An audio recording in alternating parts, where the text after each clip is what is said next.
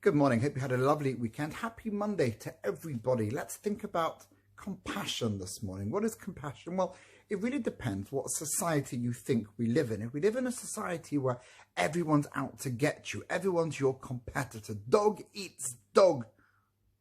Don't think dogs eat dog.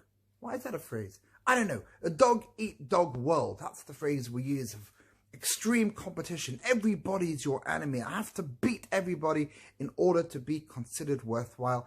Well, then there is no compassion. But what if we live in a society where we're there to look out for each other? We're there to hold each other's hands. Well, not now because it's coronavirus, but you know what I mean.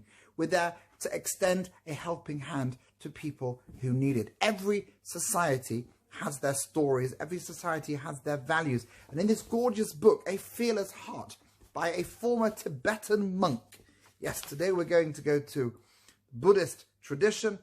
He warns us to think about a story like this, that it tends to be self-fulfilling. When you believe society's out to get you, that's how you will experience every human being. But when you experience people for who they really are, beautiful expressions of humanity and of soul and of loving kindness and of care, then that's the world in which you will live. So pretty much we experience the world that we believe exists.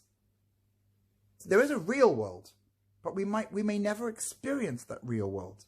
We might only ever experience the world that we believe. So what is compassion? Most of us would value compassion and agree that it's really important in our lives and part of society.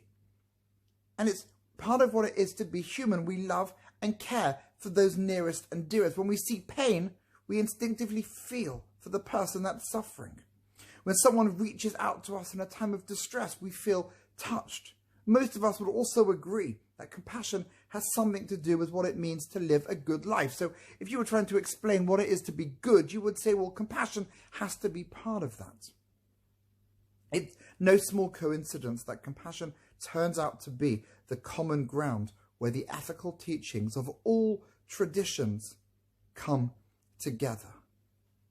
Broadly defined, compassion is a sense of concern that arises when we are confronted with somebody else's suffering and feel motivated to see that suffering is relieved. The English word compassion, from its Latin root, literally means to suffer with. So if I have compassion for you, then I'm prepared to suffer along with you. But according to religious historian Karen Armstrong, the word for compassion back in Hebrew is Rahmanut, and Rahman in Arabic related to the word womb.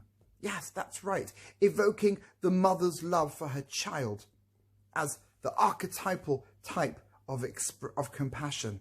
At its core, compassion is a response to the inevitable reality of our human condition, our experience of pain and sorrow. So join me, please, over the next few Mondays. Let us develop, let us hone, let us enhance our feelings of compassion.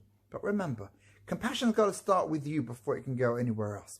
So your work today is to be compassionate to yourselves. Give yourselves a break. Be kind to yourself. And I'm talking to you, teachers, and you, students. Not just the kids that are sitting at the table, but everyone who's listening to this. Be kind to yourself, and then, please God, we will learn to be compassionate to others. In the meantime, don't stop dancing. Have a lovely day.